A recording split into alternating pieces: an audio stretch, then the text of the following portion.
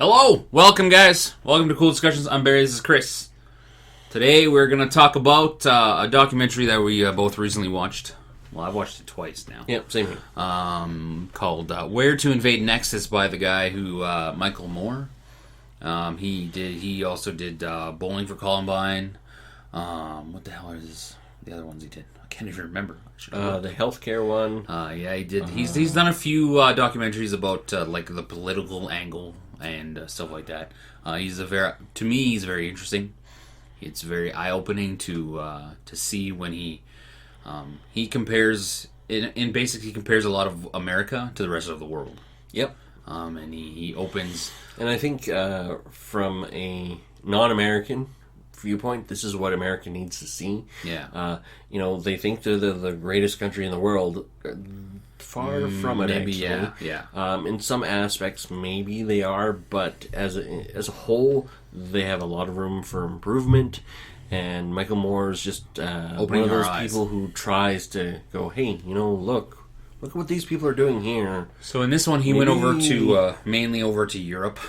He went to a lot of European countries, and he went over there to see how they're running their countries, I suppose. And he went to Italy, France, Finland, Norway, Slovenia, Germany, Portugal, and he kind of just focused Iceland. on. Oh, he went to Iceland, yes, and he focused on different areas in each country. Yep. A little bit from education to work, Health, like care, those are the three main ones, I think.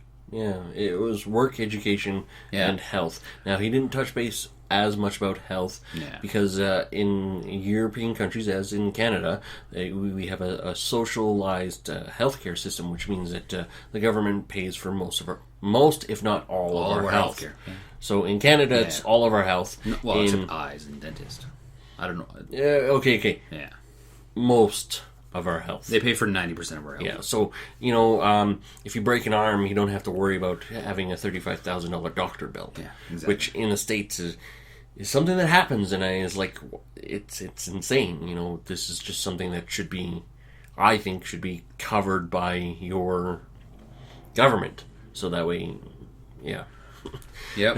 You don't have to worry about mortgaging your house just because you broke an arm. So, that's the health. We have, like Chris said, we have socialized healthcare, universal healthcare in Canada, which is a great thing. Mm-hmm. It takes that pressure off of us. One thing we don't have in Canada when it comes to education, we have a very cheap public school, very affordable all the way through K through 12. Mm-hmm. But after that, we get gouged we get heavy student loans if you want to go to college. You're looking about $125,000 for 4 years worth of school. Yep. Easy, and we're not talking about a master's, because you get a diploma, and then you get a master's, and then you get a PhD. So master's is more expensive, PhD and you're going to come out there more. Yeah.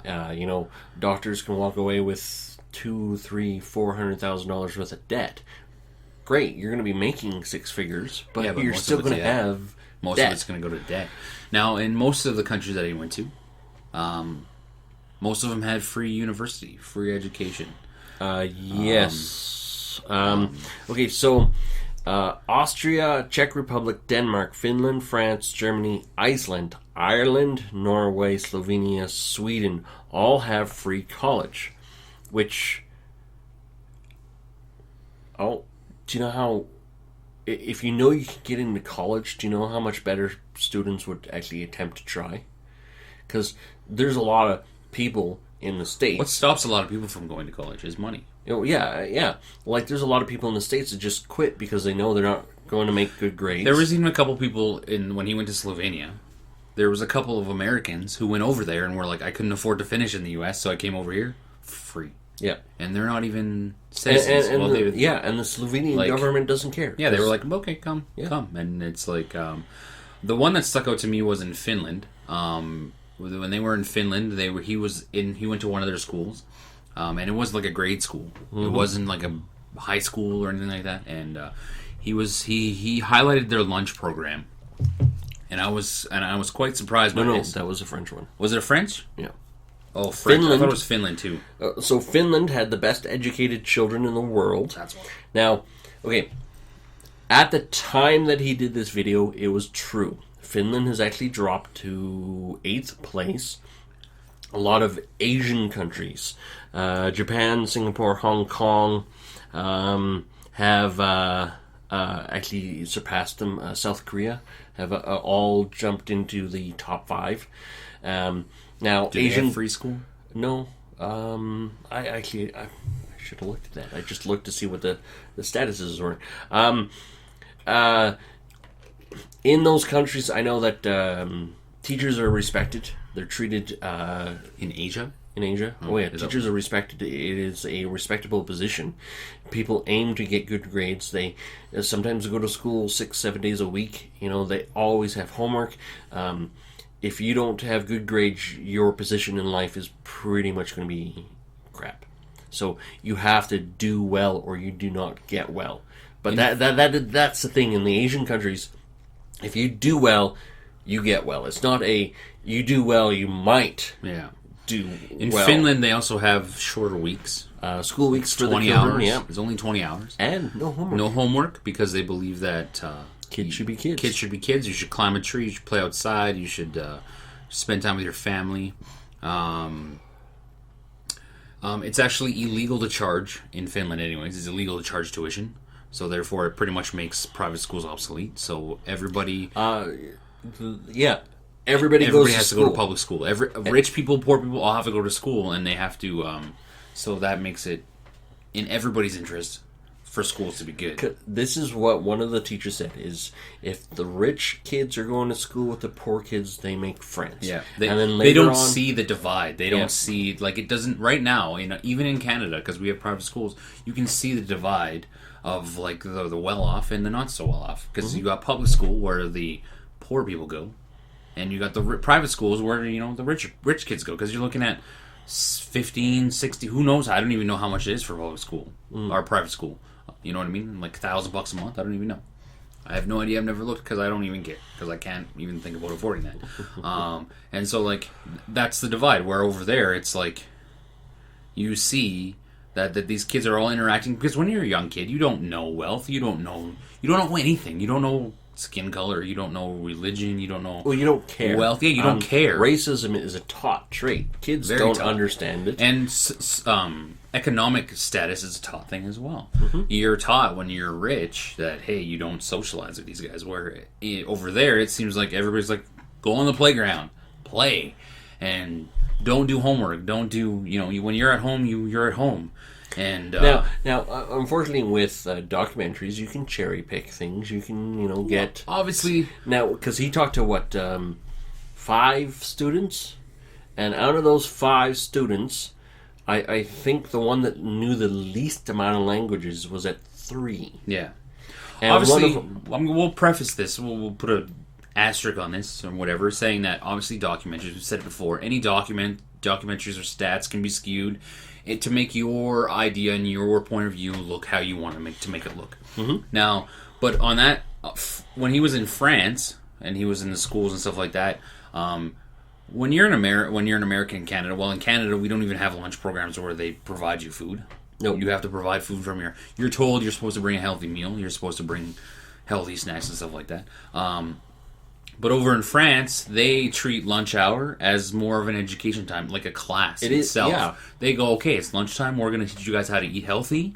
We're going to give you guys actual food, real not garbage, chef quality food, like 4-course meal. 4-course meal. 4-course meal for lunch, and you're in grade school. You're eating a cheese meal, an appetizer, a main course, sometimes a dessert, and it's used and a dessert. And it's used. There's no vending machines in these schools, and guys, this wasn't just at the highest end school. This was the lowest. Poorest. This was the lowest school. He went to the poorest school in that city that he went to, and then he actually got a copy of the menu from the rich school. And when you hear him talk about this menu, it'd be like, that's like a restaurant, like. Salmon, fillet, fish, that's the same thing, but chicken over glazed sauce. like stuff that you wouldn't see at anything in Canada. You would go to a restaurant and get that kind of quality food. And so the missus, she was in the room when when they were talking about the cheese. Like the chef, he opened the fridge. It's like, we have all these selection of cheeses, and it's like, we have this cheese, we have that cheese, and he pulls out another cheese. It's like, what cheese do the kids like? And he pulls out this one cheese, and the missus, she looked and was like, no. And I'm like, well, what's no? It's like, that is like expensive cheese. Like, this is like fancy smancy cheese. Like, they actually go through menu planning with not just the people at the school, like people from city politics come in and are like, okay, what are we gonna? The deputy mayor of that city was there when they were doing the menu for and the chef is like, we're gonna have this. Oh, we can replace it with fruit. Tomato salad with mozza, ham with mustard and pasta, and a vanilla dessert. And they're like, oh, the vanilla dessert's maybe too much. So it's like, oh, we'll have apple with caramel. And it's like, we'll replace it with something a little bit healthier. And when you look at like American foods, it's like slop. You look at it and go, that's disgusting. And in Canada, we don't even have an option. We can't even spend. You're not. And the parents aren't out of pocket for this. They're not out of pocket. Okay. I know what you guys are asking. You guys are already asking, but then they pay taxes. We'll get to that at the end of the video. Stay tuned. But here's the thing. According to Michael Moore, and these are things that are kind of difficult to find, is that he said that they spend less per person on lunch than the American cafeterias do. And it was really great. What was really great was he showed you these meals. He actually sat down in a meal with these kids. He showed us the meals, and then a producer, their kid was going to school, and for a couple of weeks, they took pictures of the American food cafeteria stuff, and they sent them over so they could see, and they showed the children of these, and the children are like, what is that? Like, what is this? Yeah, they couldn't even recognize the food, and I couldn't even recognize it. Like, I was like, what is this? And he's asking the chef, he's like, well, do you serve French fries? It's like, yeah, twice a year. A year you have French fries. Yeah, and it's just like, and this costs nothing for you out of your pocket. You don't put anything as a parent. You don't go, oh, here's some money. You know what I mean? And another thing that I noticed, I think it was in the French schools, I'm pretty sure it was, about they have teen pregnancy rates were really low in France. I think in the US they were 5 times higher than what they were in France. Okay. When I actually looked at the stats, it's teen pregnancy is in Canada it's 60 per thousand. In the US, it's 150 per thousand. And in Europe countries, it averaged out to be about 20. Okay. So it's significantly lower. Significantly lower. And the reason that is because in school, even in Canada, I don't know what they do for sexuality.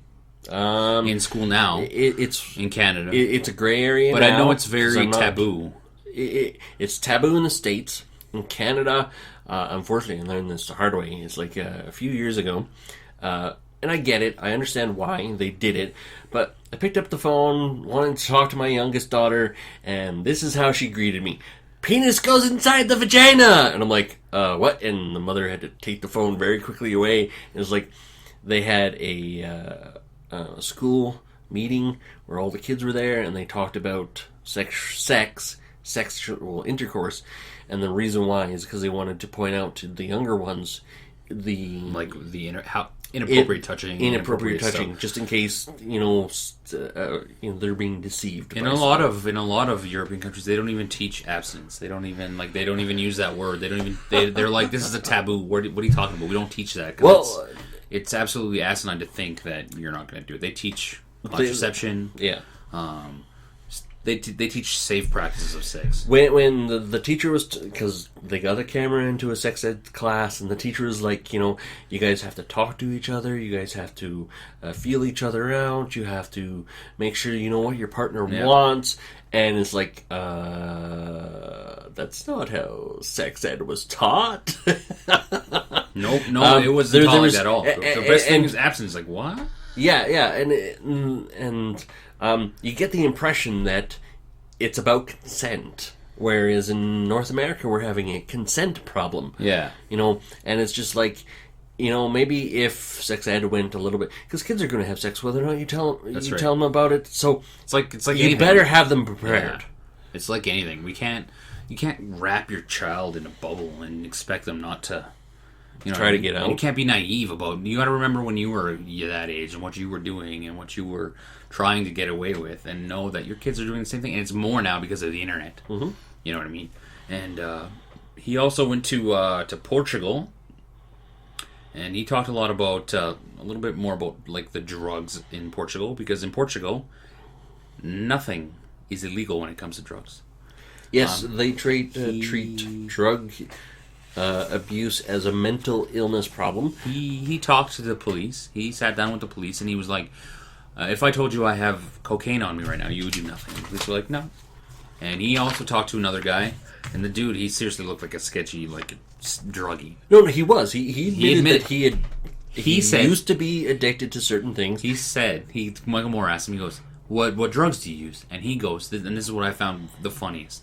He goes, I use coffee, alcohol, sex, the internet, and he listed all those as drugs.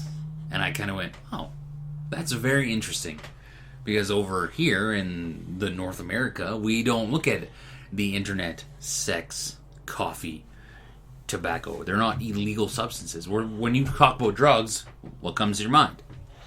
Heroin, marijuana, cocaine, stuff like that. Yep. But like Chris said, over there they teach it as more of an illness. They have rehab centers, actual free, where you can go to. Because their point is like, okay, out of 100% of people that do drugs, only, he said, 10% of them are the ones that are problems. Those are the ones that need help. The other 90% aren't doing anything. Users. Yeah, they're not doing anything. They're not harming anybody. So why are we going after them? Yeah, exactly. We should just leave them be. Oh. And for the most part, they're going to be good. Going to be good citizens. They're going to go to work. They're going to be productive. And you say, but wait, guys, wait. That means crime is up. No increase in drug-related crimes whatsoever. There is no war on drugs. So we're not spending in Europe, but they do, like in Portugal. Like I'm talking, they say that because they don't have a war on drugs. In North America we have the war on drugs, right? And it's like we're using a lot of resources to fight. It's failing. We're losing. If this was a war, we might as well have thrown the white flag years ago. They've had legal drugs for 15 years in Portugal, and they've had no. Now the thing is, over time, things can change. You never know what long-term effects are going to be. That's understandable. The thing is, right now, it seems to be working. Drug addiction is more of a mental problem than it is. It's no different than like a gambling addiction or an alcohol addiction. You know what I mean? Those are two drugs, and it's no different being addicted to those two, or to sex even, and no different than being addicted to heroin, cocaine. Anything like that, you know what I mean? Like it's the same thing. You're gonna go through the same symptoms of withdrawal if you come off of it, and stuff like that. So it's like, well, why are we over here doing what we're doing? It's failing. It's not working, and so like that was the thing he focused on in Portugal. Well, don't forget that in Canada, there is that step towards legalized marijuana, which we have talked about in a previous episode. And there's a couple of states in the U.S. that have legalized marijuana right now, which and they're not seeing. Problems, but again, you're going to have that. You have to grade things on a wave. You have to take things into certain accounts. Well, so you need long-term stats. You're going to go up and down, up and down, up and down. But after a while, it's going to start to stabilize, and that's where is that stabilization going to be high enough to keep it, or is it going to be low enough that we shouldn't be using it? Now, Portugal is a great example. 15 years. Is a long time. 5 more years, I think you have an argument. When was this movie made? I can't remember. 14. So, 2 years. So in 3 more years. Yeah. I even think 15 years is long enough to look at a 15-year scale and go, we've had no huge increase in drug use. increase in drug-related crimes. We've even had a decrease to show that. The problem is you're not going to notice. The first thing you're going to notice an increase in drug use because it's legal and people can openly do it. In which case, you're going to find that if you surveyed these people were already doing it. Yeah, they're just they're openly doing it now. Exactly. So you're going to go, oh, there's more people that do drugs. No, they were there already. Yeah. You just didn't notice right now, they were hiding. 1 in 10 people do drugs when really 7 out of 10 people do drugs. And you're going to be like, oh my God, look at the increase in... No, these guys were just hiding in their basement because it was illegal and didn't want to tell anybody. Yeah, and that's where you see the upward spike. Yeah. And it's just like, okay, well... let's see what happens in 5 years, because does it still keep going up, or does it kind of go down, or does it stay level? It's trends. It's all about trends. If you're in sales, you can't look at 1 month and go, this is a trend. You got to look at 3, 6, and then now it's a trend. You know what I mean? But so I thought that was pretty interesting. But I've always thought that. All drugs should be legal across the board, should be regulated, taxed, because we're not going to get away from that shit. But I worry that our current government isn't the right people to do it. That's my worry, is that do we have the right people in place to be able to manufacture and do it right? No. You know what I mean? So I don't think so. I think a good stepping stone would be marijuana.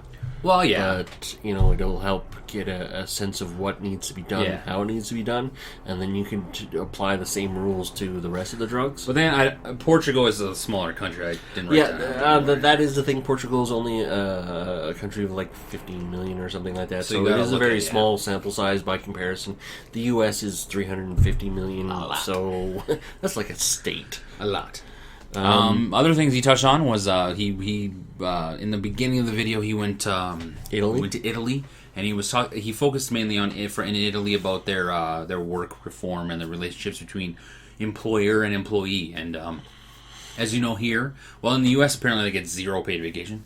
Here we get, I believe, it's like 4% of your paycheck, and you work. It's a percentage, and it works out to 2 weeks up until your 3rd or 4th year. Then it goes to 3, and then 4. It increases, so you get up to 6 weeks. I think is after 1 year you get 2 weeks. Yeah, after a year you get 2 weeks vacation. Yep, and they're paid for, so it's like 2 weeks off, 2 weeks fully paid. In the U.S., you get 0. So now, in Italy, the base rate is 20 days. Okay, so when they were talking, in Italy it's 20, Greece is 20, Germany is 20, Austria and Australia is 20, Belgium is 20, Finland, France is 25. So in Italy, for example, you get your base days. Yep. Plus you get 30, or it worked out to, it says 30. I got 35 holidays from Italy. Plus 12 national holidays. So like you're 1 a month, right? And another thing was in September, in December. They get 15 days. You get 15 extra days if you get married. You get 15 days of paid vacation. Yep. When you get married. In December, they get what they call a 13th a month. Yep. Which is an extra salary. They give you 2 months in 1 month. Now, okay, here's the kicker to that one. It is actually very true. But it's not true for all workers. And as well, I think it was Finland, Denmark, and one other place that do the same thing. Now, the thing is, you get paid in one lump sum, so you lose a lot to taxes. Basically, but the just behind it is because, hey, it's Christmas. We're going to give you that money that they give you, that extra paycheck is supposed to be used for that. And that alone. Well, for Christmas and your vacations. The one guy they talked to, they were like, oh, how many days do you have? Because it carries over. If you don't use it, it carries over. Now, in Italy, it is actually the law that it carries over. Yeah. In Canada, it doesn't carry over. If you don't use it, you don't. Now, I know that unions really fight hard for this, and a lot of public workers, they get sick days, and they get a carry over. They get mental days, and they get a carry over. The one dude had 80 days or something like that. Like the couple that they were talking to, he still had 80 days to use. And it's because she works too much. Yeah. I'd like to use them, but she works too much. And it's just like... They take a 2-hour lunch in Italy. They get 2 hours because they all go home. They get 2 hours for lunch. What the? 2 hours for lunch. And Michael Moore made a very good point. These people, when they go for lunch, don't head to a fast food restaurant. No, they go home and they cook a meal. they go home and they cook a meal from scratch. Yeah. He followed a family, and they were cooking pasta and chicken and cooking it from scratch, and it's just like... it was crazy. And they went to Ducati, so the motorbike manufacturer, and they talked to the CEO of Ducati. Yeah. And they talked to some fashion line, I can't remember. The Wadine family? I hope I got that right. They talked to the actual owners. They didn't talk to just some, like, figurehead of, PR guy. It was, the actual owners. And the owners were like, no, we don't care about paying our employees more. We give them extra vacation days because they said, I can take these vacations, so why can't my employees? Because they went. And they asked employees, are you ever sick? No, I've never had a sick day. I don't take sick days because I have enough vacation days where I relax. I'm at the beach in the summertime. I take care of myself. I'm mentally fresh. And from reading, I guess in Italy, basically for like 10 or 15 days in August, all of Italy shuts down. So this is on top of everything they already have, and people just travel. And it's... I get it, because, like, I just came back from a vacation. This is my first full week that I worked. And I just want to do this. Like, I keep thinking to myself, it's like, how the hell do people work for a living? I had 3 weeks in a row, and it was great. It was fantastic to not and to I worry. Come back, and I was just so like, rested. I haven't come back to work. But that rest is like one day you're like, ugh. After one day you're like, ugh. No, and that's true, but, like, if I, for as long as I've been there, I get 3 weeks, and if I was in Italy, I would probably have, like, almost 3 months. In a sense, you can take 1 month off a week. It seems like in Italy. 1 week off a month? Yeah, 1 week. What did I say? 1 month off a week? Oh. That would be nice. 1 week off a month. You know what I mean? And, but you say... Here's the kicker. But you say... Well, they probably pay high taxes. We'll get to that. We'll get to that. Don't you worry. Italy is higher in productivity in the world than the U.S. I think they're on the same. I think you said they were on the same, but they're one of the highest for productivity in the world. Yeah. So they're in the top 15. So's there's the US, no loss, but they're higher. There's no loss of production US. for giving people this kind of wage. In Germany, people work 36-hour weeks, get paid for 40. What? Oh! Here's the kicker. Here's one other thing in Italy that I read. They have 104 hours a year that you can use to shore up days in case you need to leave early. So if you have a doctor's appointment and you have to leave 2 hours early, you can use this ROL, and if from 8 to 6, you use it and you get paid for 8. So that way, it's okay to go to doctors, it's okay to go to dentists. Smart. If you have a family emergency, you don't lose time, you don't lose hours.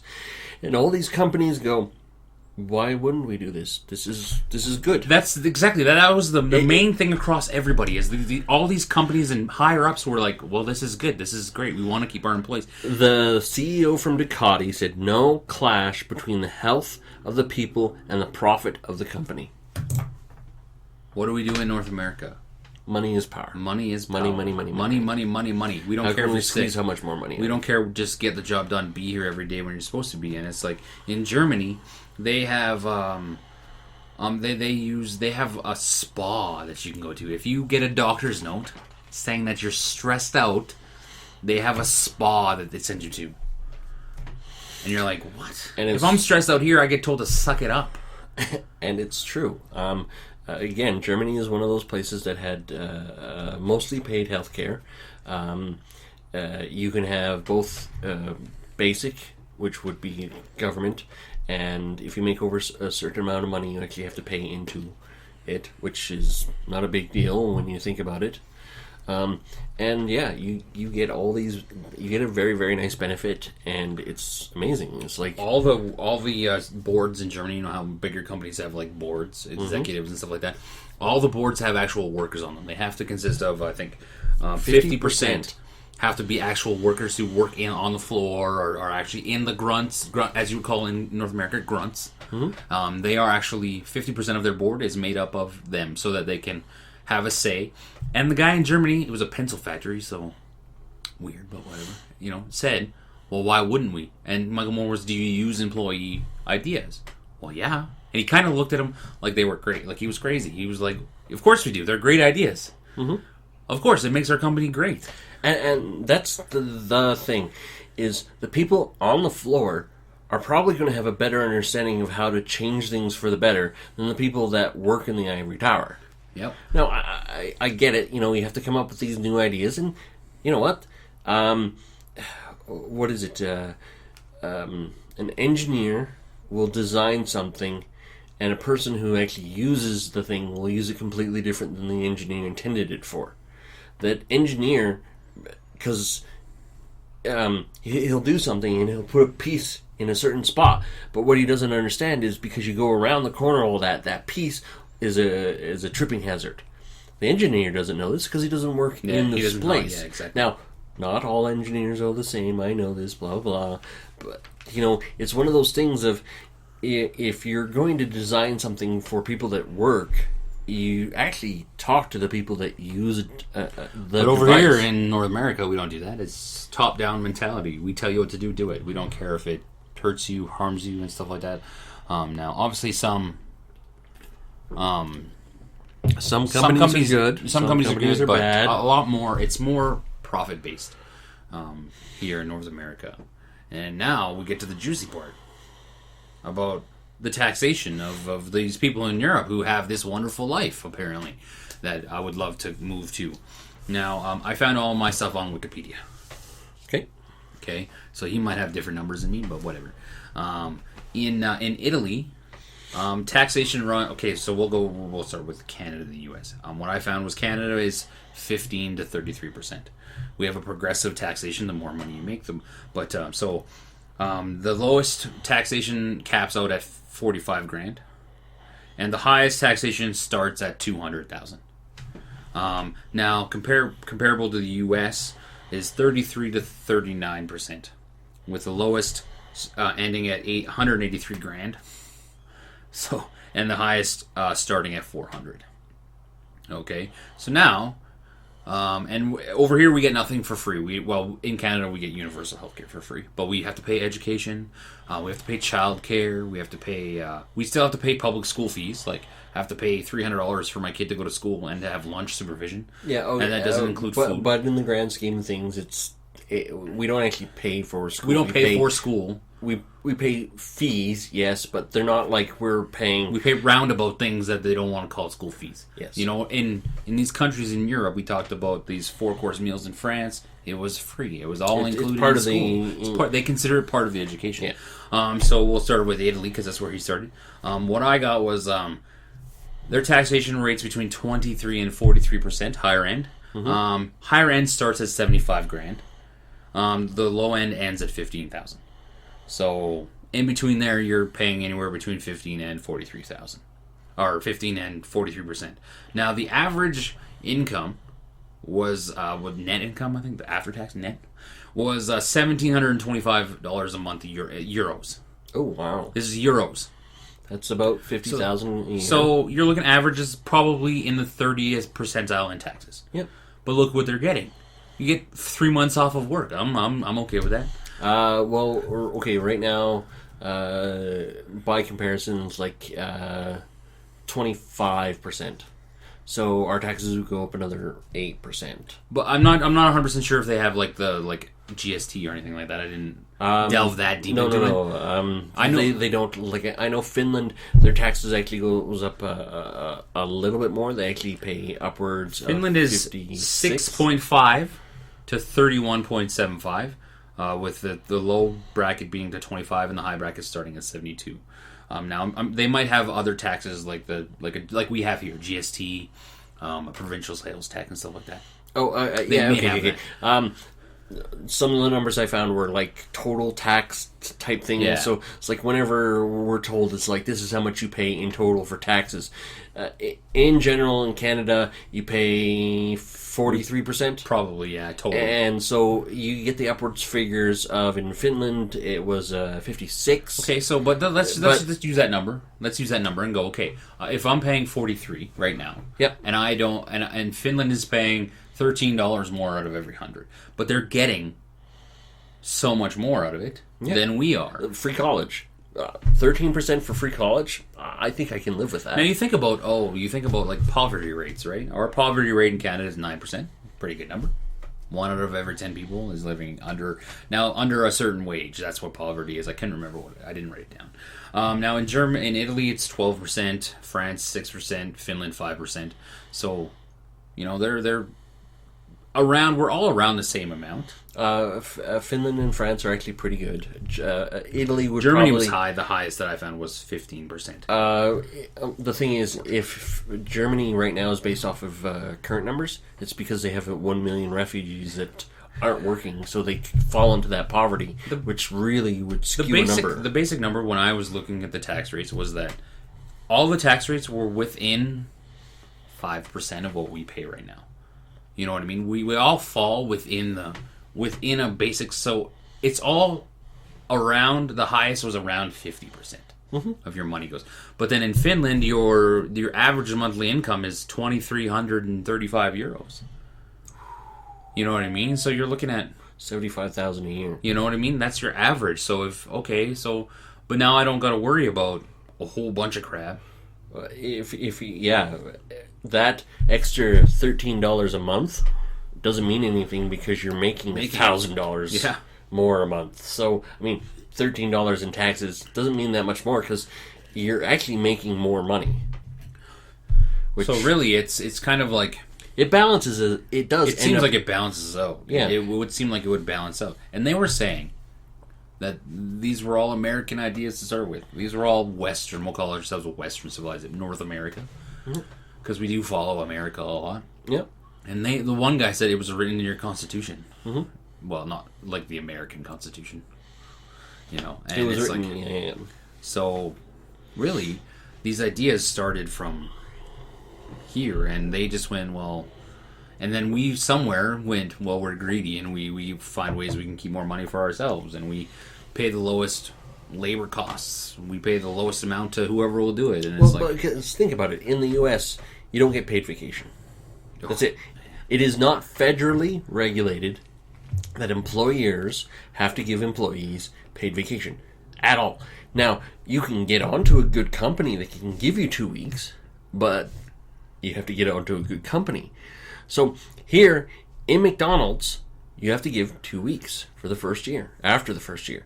In Europe, if you work for McDonald's, you get 2 weeks after the first year. Well, I guess, depending on where you are, you can get up to 20 days or 25 days, right? In the U.S., 0. So all those people working in McDonald's can't afford to take a vacation, so they're constantly working. They have no chance 52 weeks a year, and 5 days a week, you're going, this is ridiculous. You're working 550 some odd days a year. Yeah. Well, or not 500. 200 and sorry. What is it? 250, 260 days? Yeah. You're working 260 out of 300, so you get 100 days off a year, and it's like, Italy was obviously the best one, and you look at their Europeans are happier. Generally are happier. They tend to now mind you, in Europe it's a hell of a lot easier to vacation because literally you can hop on a train and go someplace. You go across Europe like traveling across Alberta, right? In a sense, exactly, which is awesome because you can visit like Germany, Italy, France. You go in Spain. a circle for like 3 hours and hit through 4 different countries. Yeah, in Europe, and it's cool. But I look at that and I watch this documentary and it opens my eyes and I go, what are we doing wrong over here? Well, it seems like over in Europe that they care more, they have more compassion for one another than we do here.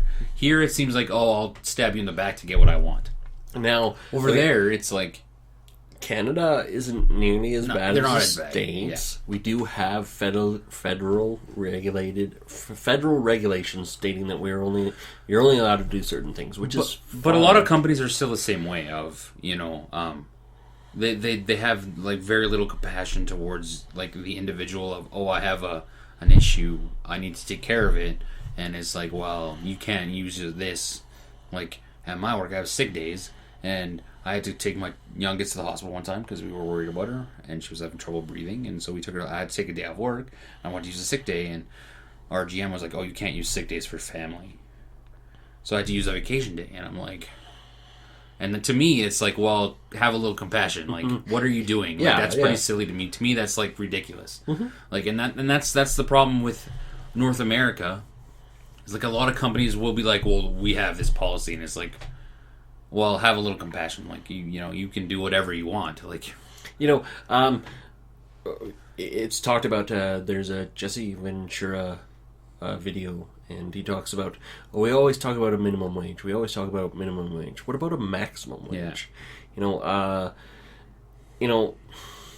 I get it. CEOs of big companies, they deserve to be paid a lot of money because they're running big billion-dollar industries. Okay, that's fine.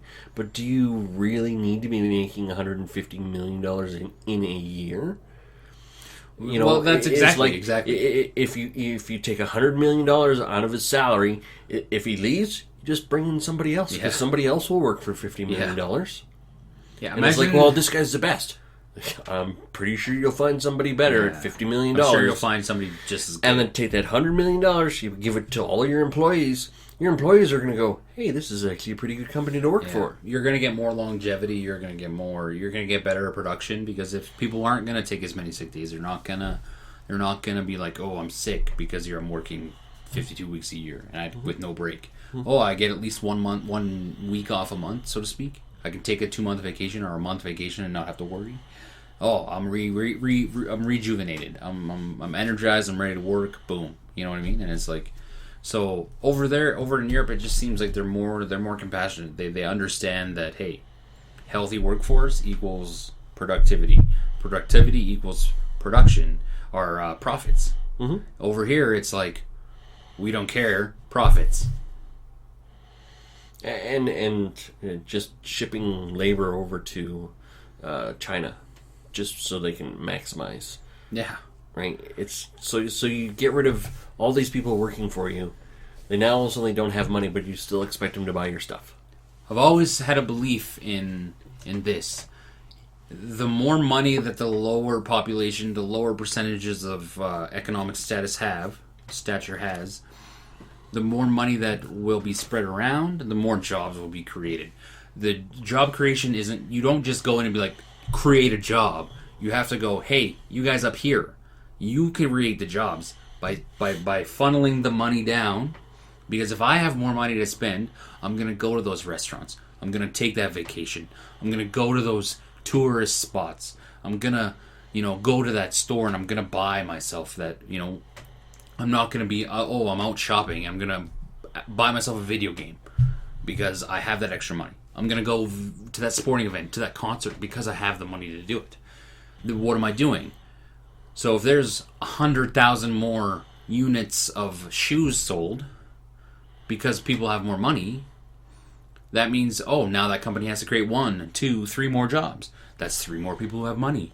That's 3 more people who are employed. Now that 100,000 units of shoes goes up to 200,000 because those other people have more money. Now, you got a cycle. From the sounds of it, a pretty good cycle. Now, you economics majors out there, you could tell us otherwise, but tell me the flaw in that. Yeah, I want to know a flaw in that. Because we're not economic majors, this is the way the rest of the world thinks. The economy has always baffled me because it's always so complicated.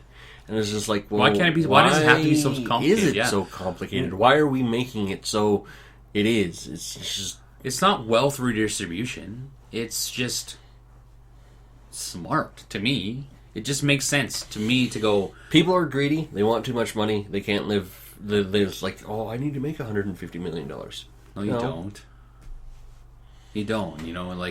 really, when is enough enough? You know what I mean? Me personally, I want to be able to have a vacation, not like I want to be able to go somewhere on a vacation.